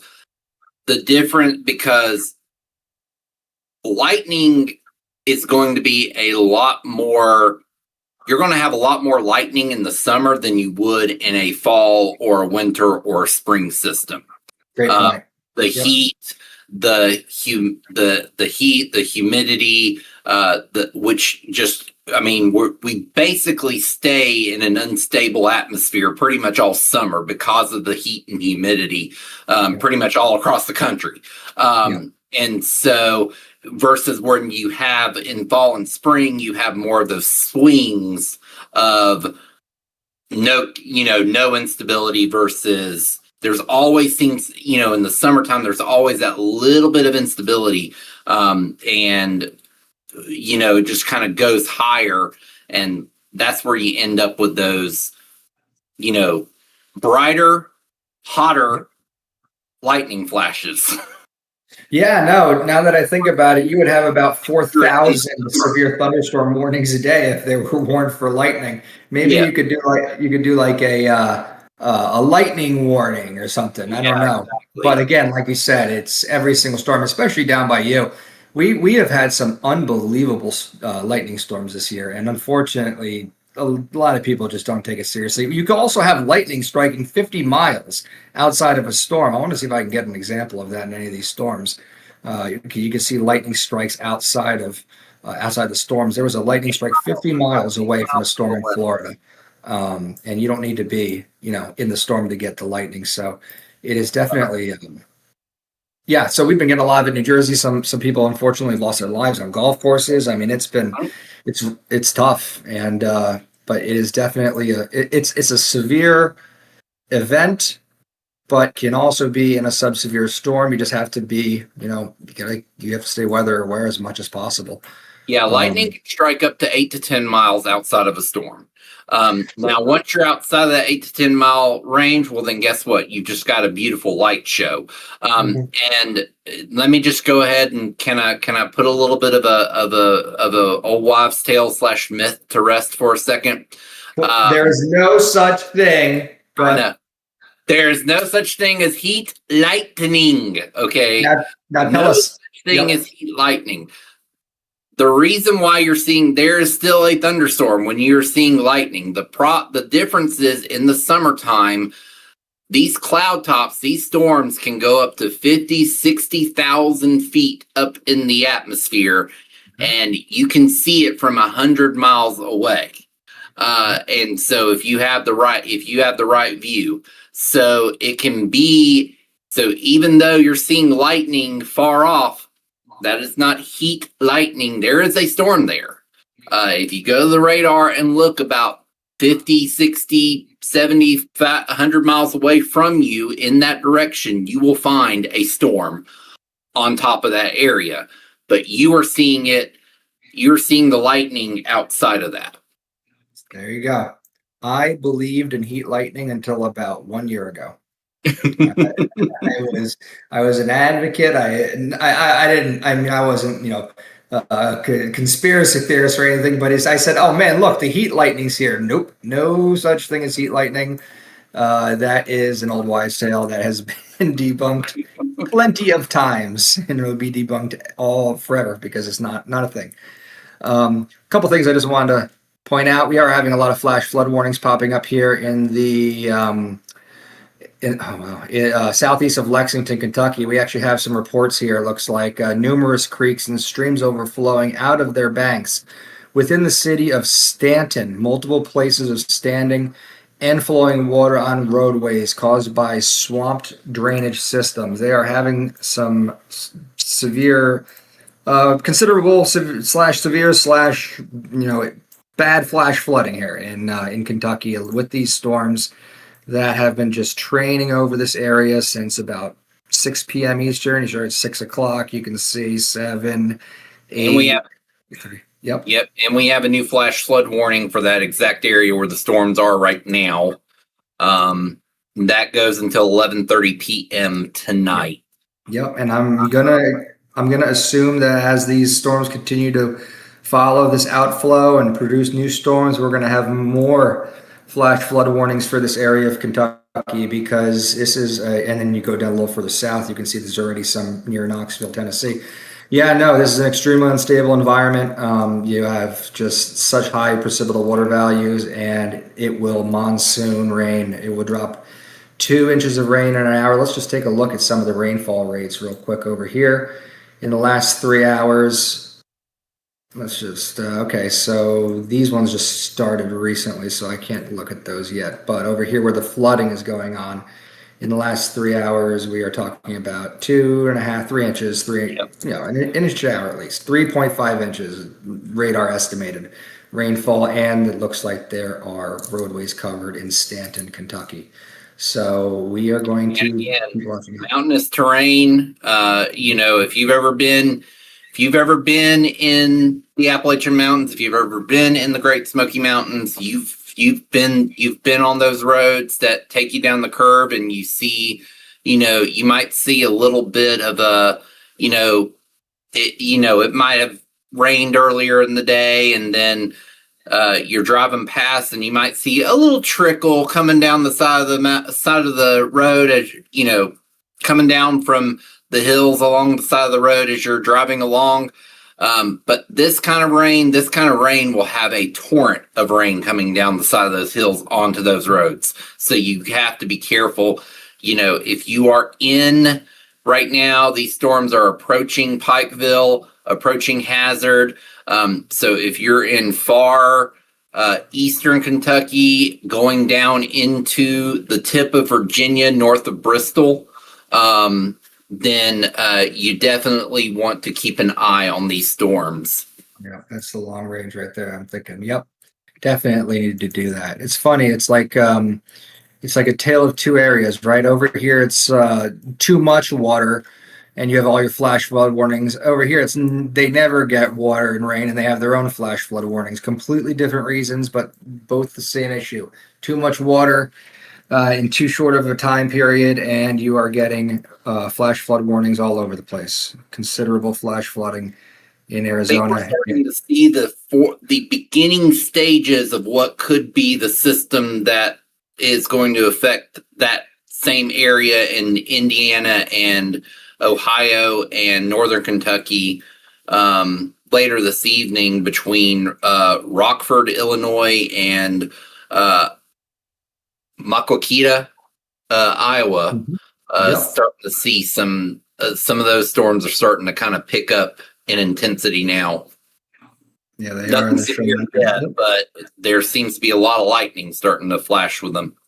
Yep, just a couple scans ago, they didn't have much in the way of anything, and now we are showing up. This is basically what's forecasted. This area of storms here is going to strengthen. We're going to have moved down southeast, and it's going to affect these areas. Again, we're talking Indiana. We're talking everything from Kankakee down to Muncie, Kokomo, Indianapolis, this whole flood warning area right here, and of course Cincinnati. But we also have water issues here in Kentucky. This lightning is just picking up again. There we go. I mean, yeah, these storms we're going to have multiple flash flood warnings going on here in Kentucky. So as you go down, like I've said, Pikeville, Vergy, I think it is, Wheelswright, Hinman down to Blackie, Whitesburg, Jenkins, Elkhorn City. This line is going to just continue to follow this outflow boundary and you are going to continue to see storms. Looks almost like two outflows, so maybe have more over here too. I have driven in that area a couple of times in my time when I lived in Kentucky, and yeah, it's some very, like I said, very mountainous terrain. And you're driving along the road, and you basically got the side of the mountain right there, right up against you on the road. And when you have rain like that coming down the side of the mountain, well, yeah, you're getting poured on if you're driving. So I would not recommend drive on those roads right now.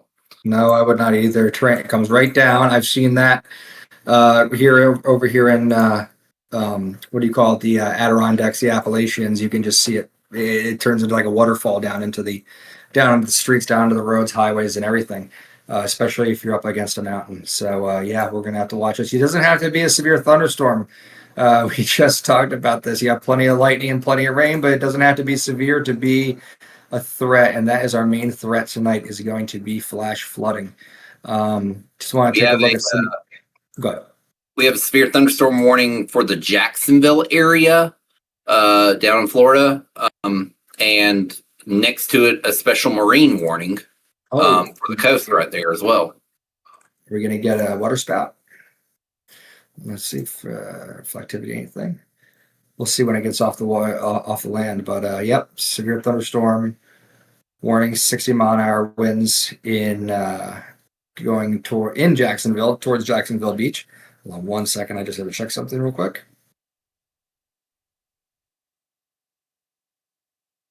Okay, there we go. All right, sorry about that. So you can see the outflows in that one too. Let's look at that. Look at that outflow right there. There's your outflow boundary. Yep. It's just amazing in the summer to see these. It's mesmerizing for me. I find it so cool to follow an outflow boundary, especially when they collide and it just explodes into more storms. That's the kind of thing that I find cool. So let's go over some of these severe thunderstorms again. We have a couple considerable severe thunderstorms, probably wind and hail related. Considerable 2-inch hail, 60-mile-an-hour winds for, let's take a look, 5 miles south of Boyero, 31 miles south of Flagler. This is in eastern Colorado. A couple severe thunderstorms in eastern Colorado. That was got mezzo. That's interesting. Severe thunderstorm, 60-mile-an-hour winds, 1-inch hail. That line there, where did that show up? Let's see. Oh, that's the same. Okay. So yeah, it's been intensifying, and it almost looks like a mezzo low here on the side here. We'll have to keep an eye on that. But yeah, these again, strong thunderstorms popping up quickly, terrain, high precipitable waters, boundaries. Again, another area that needs to be watched for flash flooding is going to be northeast of Lamar.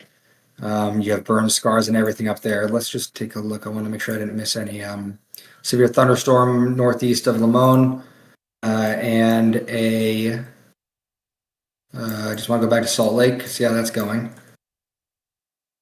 And it is still severe. And let's just take a look at the radar. Hold on 1 second.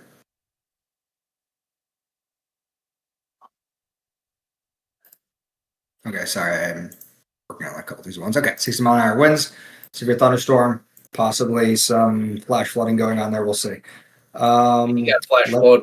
You got a flash flood warning right behind it too. Right in a small little area. There, and it's a considerable flash flood warning. Look at that. Burn scars again. Surrounding canyons. Well, I mean, a lot of Utah has been burning lately.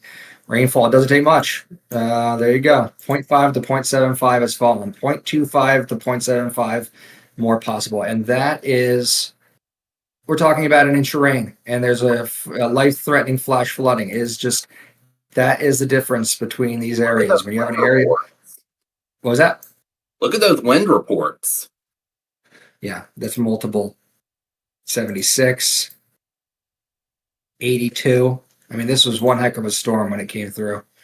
And it's still going. I mean, it is weakening, but, I'm looking into this bottom area right here, and I still see some strength. Not too much in the way of lightning, though. but it still looks like it's gonna be a show there in Salt Lake City. We have a new flash flood warning in the Fort Stockton area of Texas right now, and that those storms ain't moving much. They're just sitting there. You know, this seems to be a thing in this area of Texas. These storms don't move. They don't have much. I guess they don't have much of the way of flow because look at that outflow. Because we're gonna watch this in a second. Because of the jet stream is just so it's so weak down there. But look at these two outflow boundaries. Boom. Look at those things hit over Andrews. Coming off these two storms, they just create all those other storms. Anyway, back down to the flash flood warning for Fort Stockton.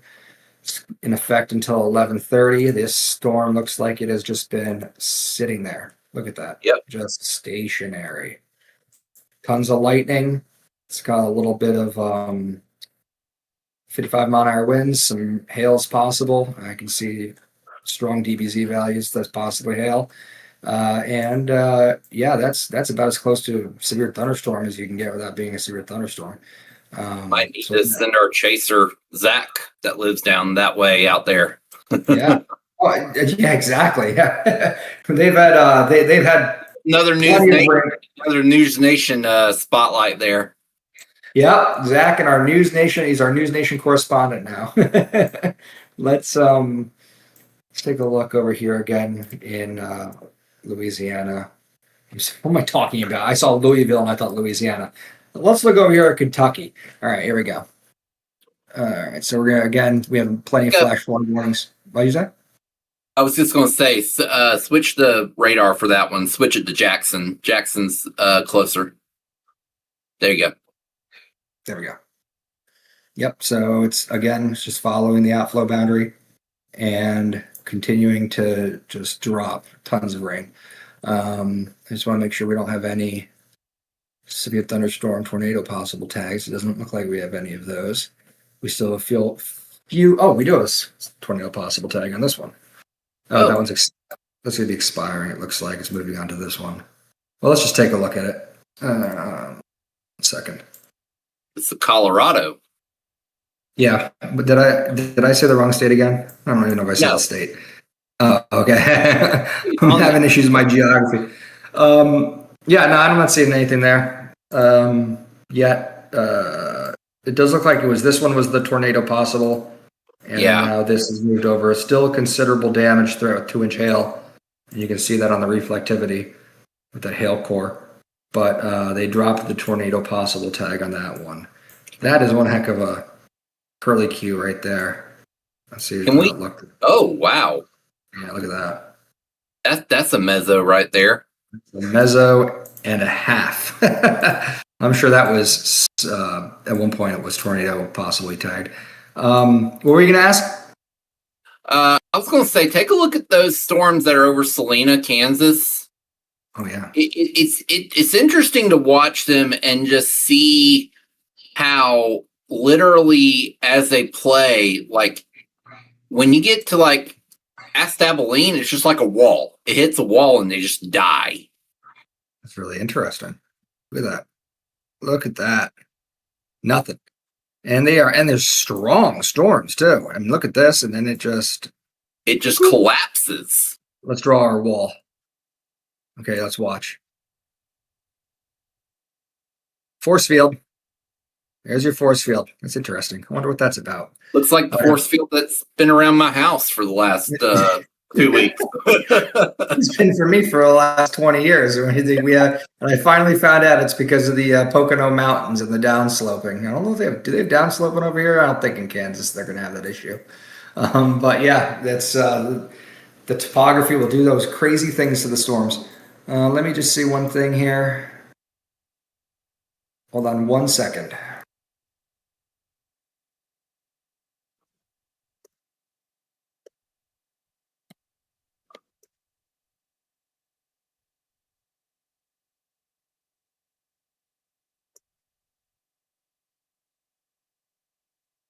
All right. So we're going to keep looking over here. Keep an eye on these flash flood warnings.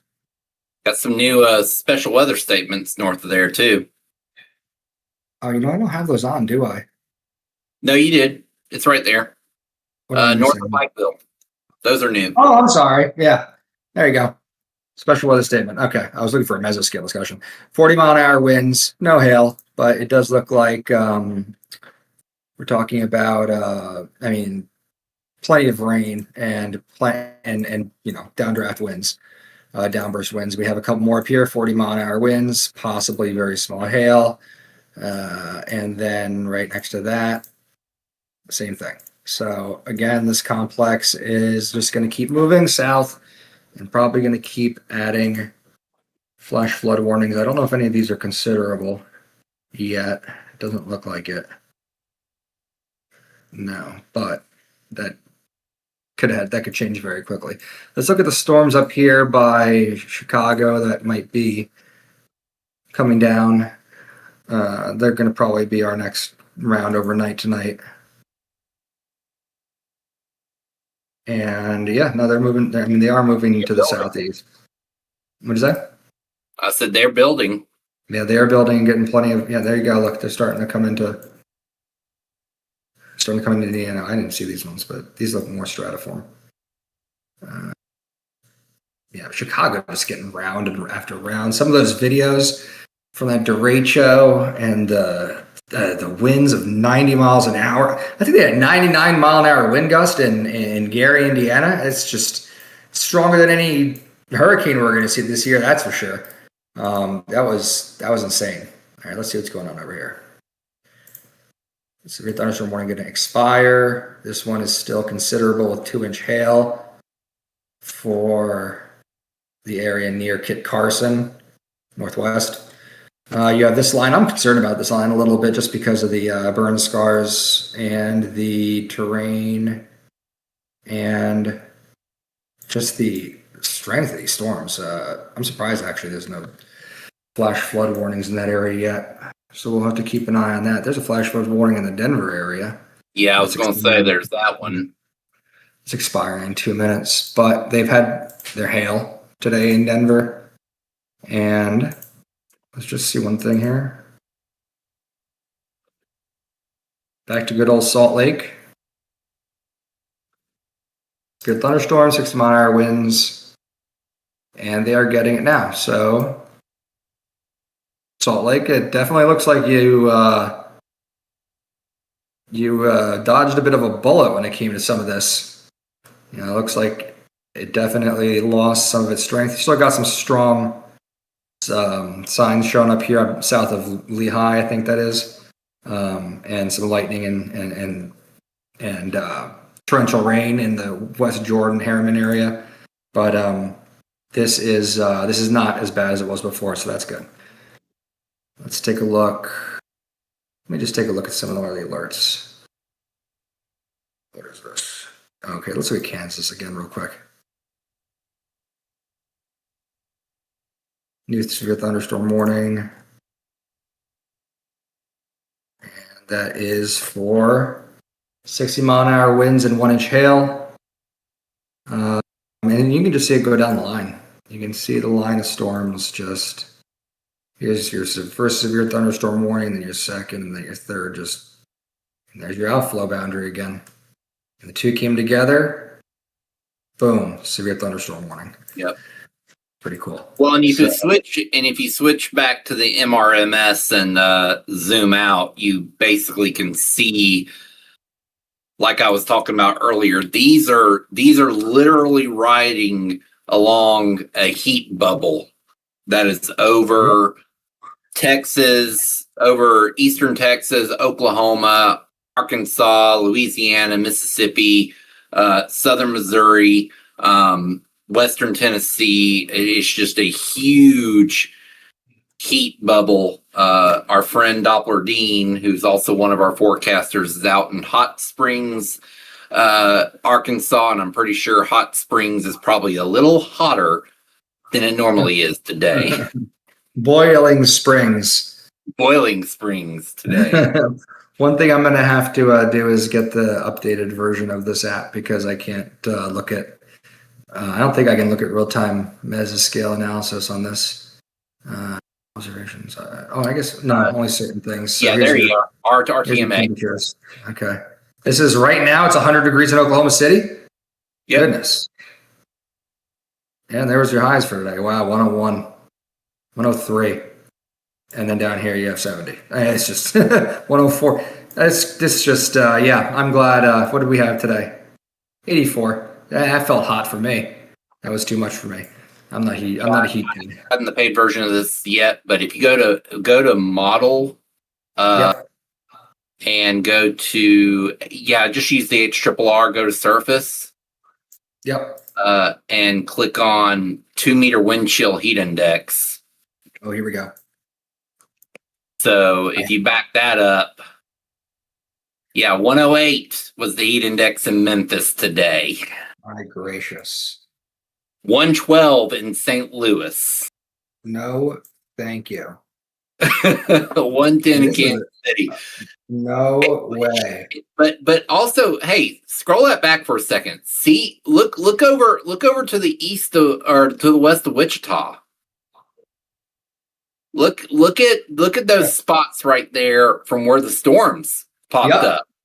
The pop-up storms took away they bring you quick relief. Look at that. Boom. Yep. Those little storms, and if I go over to reflectivity, you'll see this. In Salina, you went from a 111 heat index to Salina, and if you scroll that forward, 97, 83, 84, 86. And what does this coincide with? Well, if we click over here 1 second, you can see your little relief bubbles right there. There you go. There's your relief bubble right there. Relief bubbles. That's what I call them. All right. Let's go back to the radar real quick. Salt Lake City just dropped down to a special weather statement.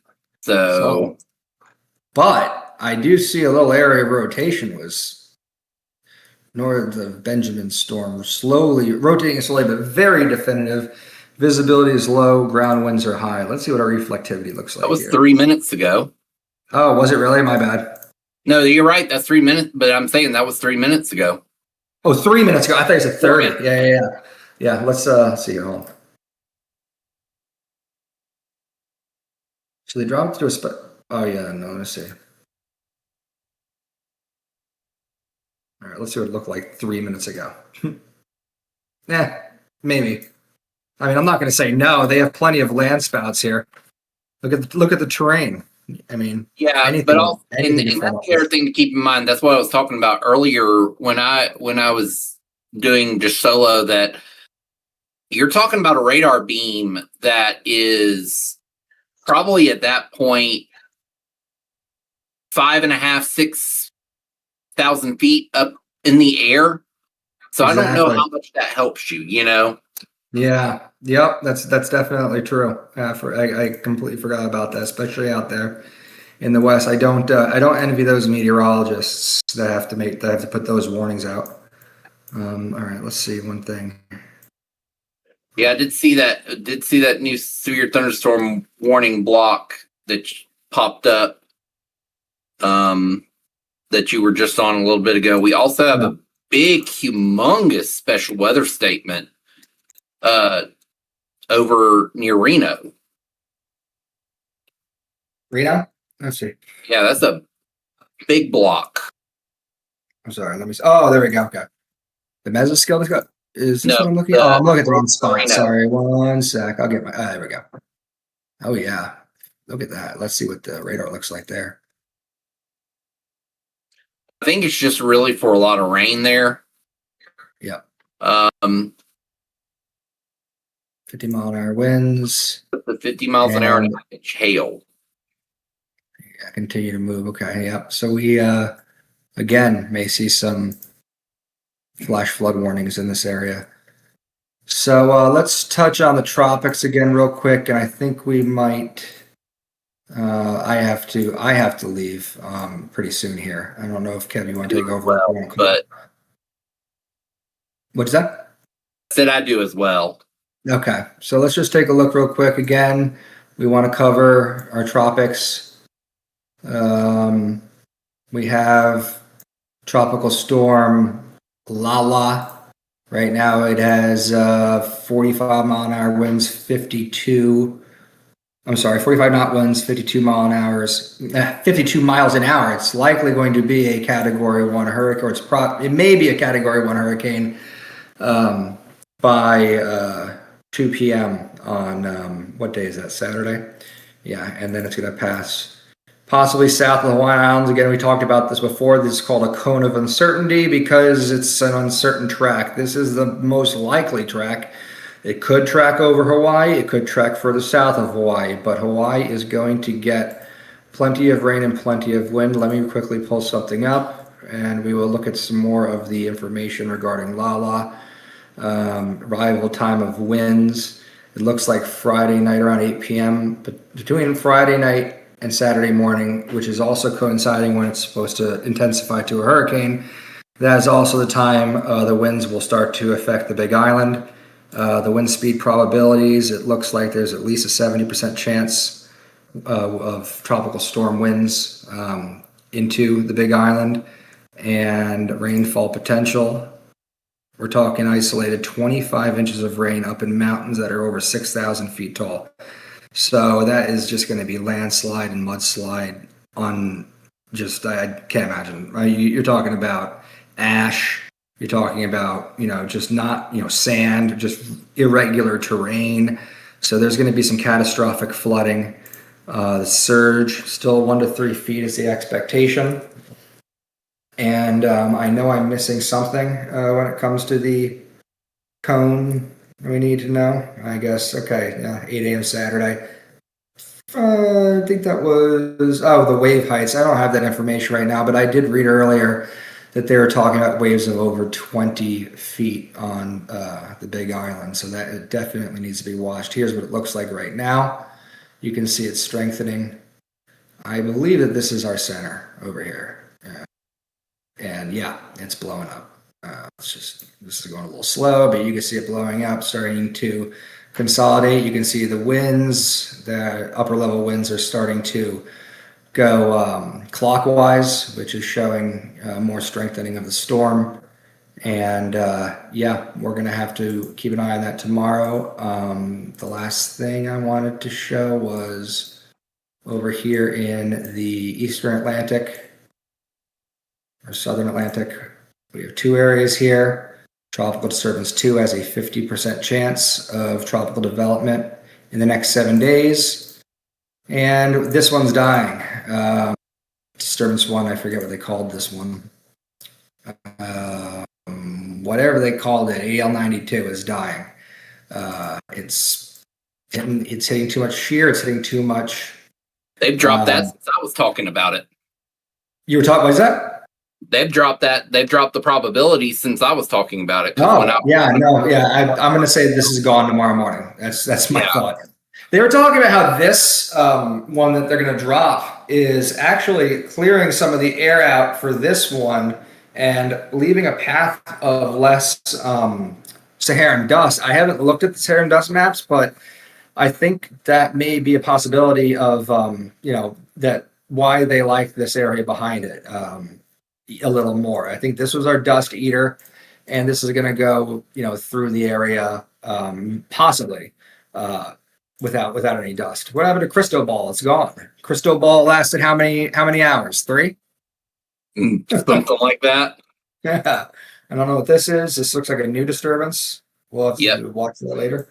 And this one's going to be dead in probably another day. I can't remember what this is called. Hernan. Yep. And that is our tropic. So one last thing real quick. I'm going to have to get going in a sec, but we will look to make sure that there's no tornadoes or flash flood emergencies anywhere. We have severe thunderstorms still. None of them have any tags for tornado possibility. We still have our flash flood warnings in Kentucky, and we still have our storms in Illinois and upstate Indiana that are going to drop down and strengthen, and it is going to be a messy evening and morning in the Muncie, Indianapolis, this whole southern area of Illinois, and we have to be careful. One last thing. Our excessive rainfall for the rest of tonight into tomorrow. That's the area of most concern. And then tomorrow, while Indiana is still a concern, it shifts west over to Des Moines, Davenport, and this whole section for excessive flash flooding. Which I think we're kind of seeing some of that starting to set up already with the storms that we were seeing earlier, kind of in that Davenport, Rockford area. So these are just going to be kind of, I think what that means is these are going to kind of be back building as we go through the evening. Right. You're going to kind of have this, you see how these have been kind of back building as they've been developing. We're going to probably be seeing a lot of that through the night. Let's take a quick look at a model. And let's just look at an 18Z since it has a longer runtime. All right. And there you go. So that's a little south. Oh, no, that's not south. That's just later. All right. So the storms are popping up earlier than expected, it looks like. Yeah, I think so. Yeah. And then you just have round after round after round going through tomorrow. And then you have this, which is interesting. I'm going to watch that later or tomorrow. That bow echo. That's going to be, let's see what the wind speed on that thing is. 1 second. This is giving me a fit. 1 sec. There we go. Yeah, it's 50, 60 mile an hour. I mean, it does. It's whoa. 1 second. Yeah, okay. So I mean, we're still talking about more bow echoes, more extremely strong winds, more rain, more thunderstorms. But tomorrow we're really going to focus a lot on the hurricane potential because is this new? This is new, right? Storms could organize with the risk of damaging winds this evening in the Colorado, northwest Kansas, southern Nebraska area. Yeah, stay aware of that. But yeah, so tomorrow we're going to cover the hurricane a lot. We'll be doing some live coverage, and that will be the main story tomorrow. We are going to probably end this now. Kev, are you okay with that? Yep, I'm good. All right. I hope everybody enjoyed who watched, and we will talk again tomorrow. Thank you.